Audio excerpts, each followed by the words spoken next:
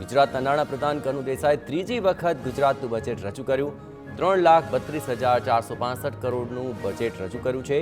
972 કરોડની પુરાંતવાળું આ બજેટ સરકારે રજૂ કર્યું. રાજ્ય સરકારનો વિકાસ દર 14.9%.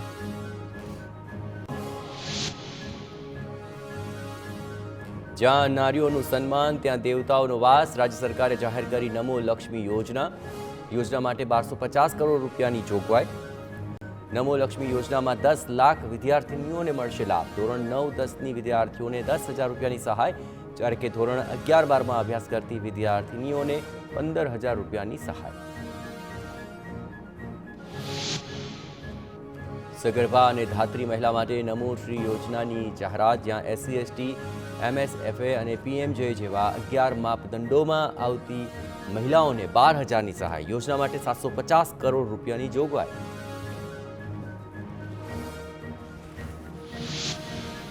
ગુજરાતની 7 નગરપાલિકાઓને મહાનગરપાલિકા બનાવાશે. જ્યાં નવસારી, એ સિવાય ગાંધીધામ, સુરેન્દ્રનગર, વઢવાણ અને સાથોસાથ મોરબી, વાપી, મહેસાણા, આણંદનો થશે વિકાસ. તમામ શહેરોમાં બનશે મહાનગરપાલિકા, જ્યારે કે શહેરોને રેલવે ક્રોસિંગ મુક્ત બનાવવા 550 કરોડની જોગવાઈ. શહેરોમાં CCTV માટે 120 કરોડની જોગવાઈ. આગામી દિવસોમાં ઇમરજન્સી માટે એક જ નંબર હશે. 112 નંબર પોલીસ, ફાયર અને ઇમરજન્સી સેવાઓ માટે ઉપલબ્ધ રહેશે. જનરક્ષક યોજનાની જાહેરાત.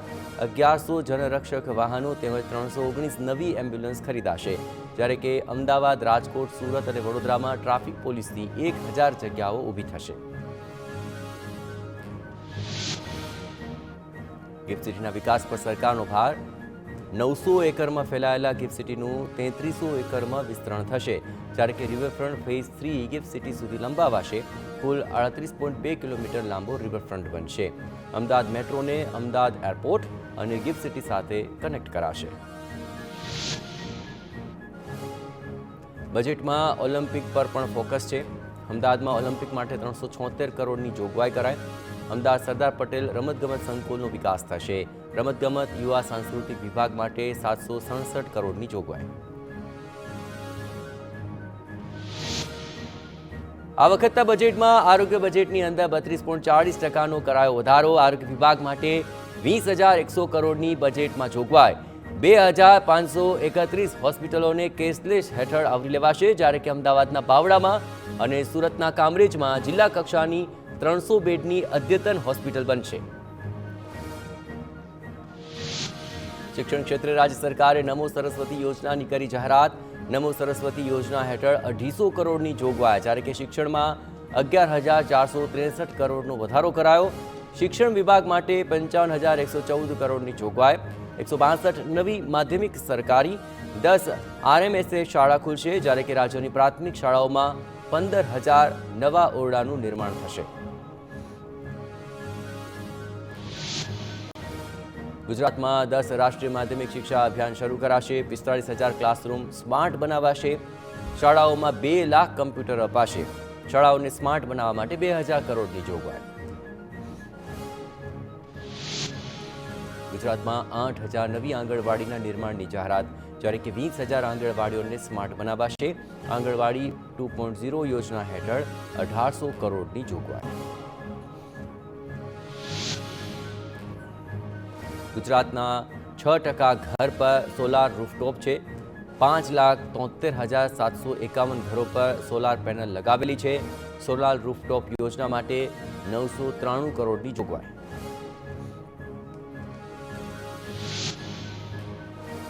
સરકાર ઈ-વ્હીકલના ઉપયોગને પ્રોત્સાહન આપે છે. આ ઈ-વ્હીકલની સબસિડી માટે 218 કરોડની જોગવાઈ, જ્યારે કે વિદ્યાર્થીઓના ઈ-વ્હીકલ ખરીદીના સહાય માટે 9 કરોડ. અમદાવાદના સાણંદમાં સ્કૂલ ઓફ સેમિકન્ડક્ટરની સ્થાપના થશે. અહીં સેમિકન્ડક્ટર ક્ષેત્રો યુવાનોને તાલીમ આપશે. સરકારે બજેટમાંથી 33 કરોડની જોગવાઈ કરી. દૂધ સંજીવની યોજના હેઠળ શાળામાં દૂધના ફેટનું પ્રમાણમાં વધારો કર્યો. 3 થી 5 વર્ષના બાળકો માટે પોષણક્ષમ આહારની સહાય.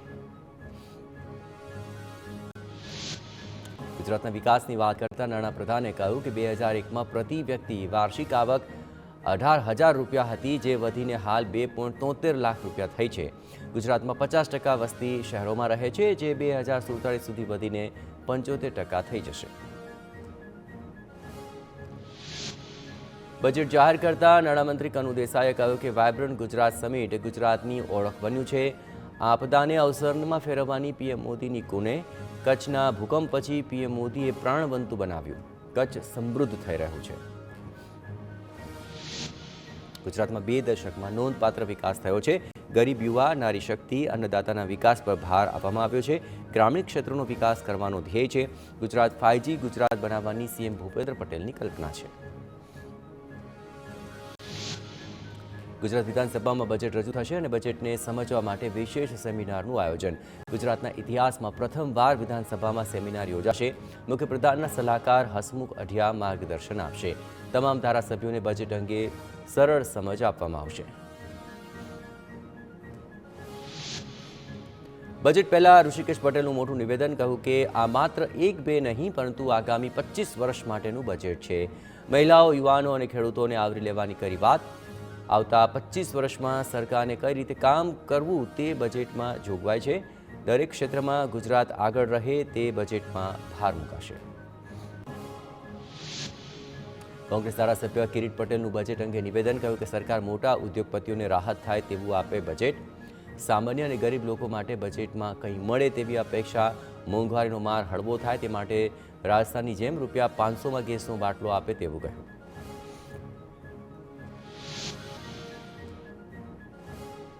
અમદાવાદમાં જાહેરમાં પાન મસાલા થૂંકતા પકડાયા તો દંડ થશે. વાહન પર જતા થૂંકનારને ₹50થી 500નો દંડ કરાશે. સ્વચ્છતા જાળવવા માટે સ્માર્ટ સીસીટીવીનો ઉપયોગ. થોડા દિવસો બાદ પોલિસી લાવી સ્કોડ બનાવી કાર્યવાહી કરાશે. સુરતના જહાંગીરપુરામાં 22 વર્ષીય યુવકનું હાર્ટ એટેકથી મૃત્યુ થયું. યુવકને ઘરમાં અચાનક છાતીમાં દુખાવો ઉપડ્યો હતો. સારવાર અર્થે હોસ્પિટલ ખસેડાય તે પહેલાં જ તેનો જીવ જતો રહ્યો. મૃતદેહને પીએમ અર્થે ખસેડી પોલીસે હાથ ધરી તપાસ.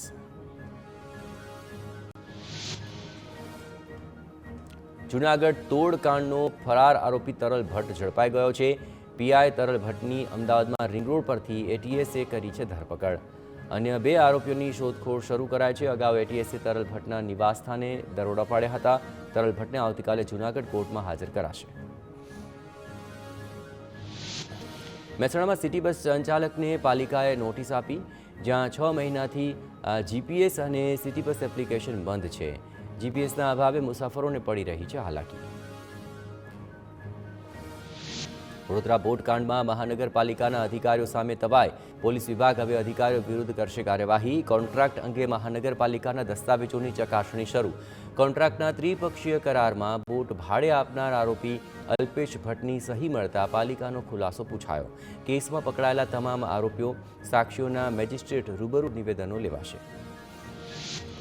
ખેડાના કપડવંજ નડિયાદ રોડ પર અકસ્માત. રાજસ્થાનથી સુરત જઈ રહેલી લક્ઝરી બસે પલટી મારી. બસમાં સવાર 45 મુસાફર પૈકી 13 મુસાફરો ઘાયલ. ઘટનાની જાણ થતાં પ્રાંત અધિકારી, મામલતદાર, પીએસઆઈ સહિતના ઉચ્ચ અધિકારીઓ દોડી આવ્યા. છોટાઉદેપુરમાં ઘરના મોભીના હત્યારા પરિવારજનોની ધરપકડ. બોડેલીના અલ્હાદપુરા નર્મદા કેનાલમાંથી મળ્યો હતો મૃતદેહ. મૃતકની દીકરીએ માથે પાઇપ મારીને કરી હતી હત્યા. દીકરી, પત્ની અને દીકરાએ મૃતદેહને કેનાલમાં ફેંક્યો હતો. મૃતકના લગ્નેતર સંબંધ હોવાથી લગ્ન કરીને પ્રેમિકાને ઘરે લાવવાની કરતા હતા વાત. બનાસકાંઠાના પાલનપુરના ભૂતેડી, મોરિયા અને પારપડા ગામે ચોરી. દૂધ મંડળીના તાળા તૂટ્યા, જ્યારે કે પારપડા ગામે બાઇકની ઉઠાંતરી. ચોરીની ઘટના સીસીટીવીમાં કેદ.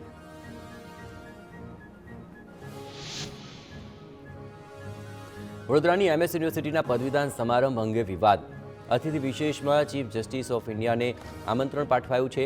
CGI deputy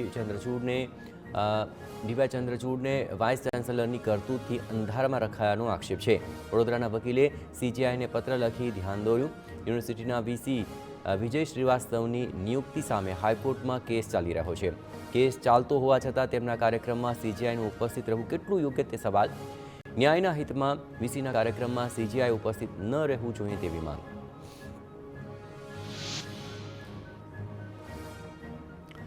વિરમગામમાં તસ્કરોનો તરખાટ. માંડલ રોડ પર 2 દુકાનમાં ચોરીનો નિષ્ફળ પ્રયાસ તો અન્ય એક રહેણાંક મકાનમાં ચોરી. ગોકુલ ભક્તિ અને ભવાની કૃપા સેલ્સ એજન્સીના તાળા તૂટ્યા છે. રોકડ અને ઘરેણાની ચોરી કરી તસ્કરો ફરાર. પોલીસે ગુનો નોંધી હાથ ધરી તપાસ. બનાસકાંઠામાં છાપી હાઈવે પર હોટલ નજીક થયેલી લૂંટનો કેસ. આંગણા પેઢીના કર્મી પાસેથી થઈ રહી હતી 21 લાખની લૂંટ. અમદાવાદથી રાજસ્થાન જતો હતો આંગણિયા પેઢીનો કર્મચારી. ટેકનિકલ સર્વેલન્સ અને સીસીટીવીની મદદથી પોલીસે 4 આરોપીઓને પકડ્યા. પોલીસે 16 લાખનો મુદ્દામાલ રિકવર કરી 2 આરોપીઓની શોધખોળ શરૂ કરી. કચ્છમાં મીઠા અને ટ્રાન્સપોર્ટ બિઝનેસ ગ્રુપ પર આઈટીનું મેગા સર્ચ. ગાંધીધામમાં શ્રીરામ કિરણ ગ્રુપ પર આઈટીની તવાઈ. સર્ચ ઓપરેશનમાં મળ્યા 200 કરોડના બેનામી વ્યવહાર. અમદાવાદ, સુરત, રાજકોટ, વડોદરાના અધિકારીઓની કાર્યવાહી. 125 અધિકારીઓની ટીમનું 25 સ્થળો પર સર્ચ ઓપરેશન. સુરતમાં બ્રિજ પર ટ્રકમાંથી માટી રોડ પર પડતા હાલાકી. સિવિલ હોસ્પિટલ બહારનો રસ્તો બંધ કરાયો. પાણીનો મારો ચલાવી માટી દૂર કરાય. શહેરમાં અનેક કામો ચાલતા હોવાથી રસ્તા પર માટી પથરાઈ ગઈ છે.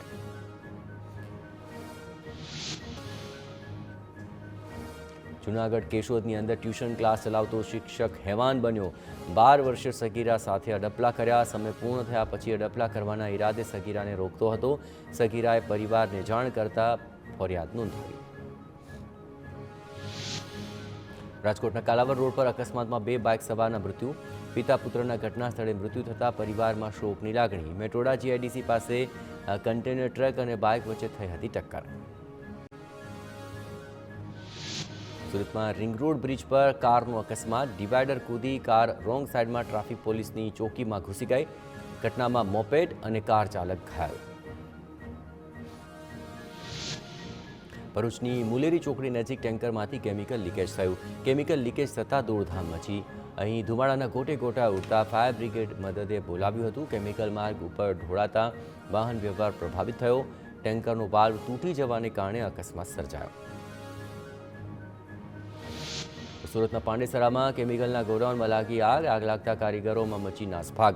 આગ લાગવાનું કારણ અકબંધ. ફાયર વિભાગે આગ પર મેળવ્યો કાબુ. ઘટનામાં સદનસીબે જાનહાનિ નહીં. ભરૂચના સાંસદ મનસુખ વસાવા આદિવાસી ગીત પર ઝૂમી ઉઠ્યા. બોગજ ગામે એક આદિવાસી યુવકના લગ્નમાં મનસુખ વસાવા હાજરી આપવા ગયા હતા, જ્યાં મનસુખ વસાવા વરરાજા સાથે આદિવાસી ગીત પર નાચ્યા, જેમાં સાંસદ મનસુખ વસાવા આદિવાસીઓ સાથે નાચતા નજરે પડ્યા. ભરૂચના અંકલેશ્વરમાં ગાઢ ધુમ્મસથી વાહન વ્યવહાર પ્રભાવિત થયો. નેશનલ હાઈવે પર વાહન ચલાવવામાં હાલાકી. વિઝિબિલિટી ઘટના અકસ્માત થવાનો ભય. જમ્મુ કાશ્મીરમાં ભારે હિમવર્ષા. બરફ જ બરફ ચારે તરફ જોવા મળી રહ્યો છે. બરફની ચાદર પથરાઈ ગઈ છે અને બરફ પડતા ઠંડીમાં વધારો થઈ શકે છે. હિમવર્ષાના નયનરમ્ય દ્રશ્યો પણ જોવા મળ્યા. દિલ્હીમાં ભારે ઠંડીથી લોકો ઠૂઠવાયા. વાતાવરણમાં ધુમ્મસનું પ્રમાણ વધતા વિઝિબિલિટી ઘટી. ધુમ્મસભર્યા વાતાવરણને કારણે કેટલીક ટ્રેનો રદ કરાઈ. લોકોએ ઠંડીથી બચવા લીધો તાપણાનો સહારો. લોકોને વાહન ચલાવવામાં પડી રહી છે તકલીફ.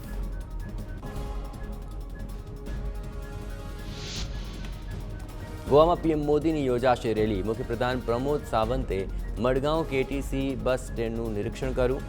વડાપ્રધાન મોદી 6 ફેબ્રુઆરીએ ગોવાની મુલાકાત લેશે અને વિવિધ પ્રોજેક્ટનો શિલાન્યાસ કરશે.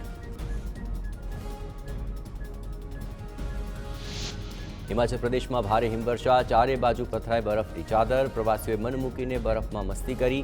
મનાલીમાં બરફના નયનરમ્ય દ્રશ્યો સામે આવ્યા છે. હિમાચલમાં ઠંડીમાં વધારો.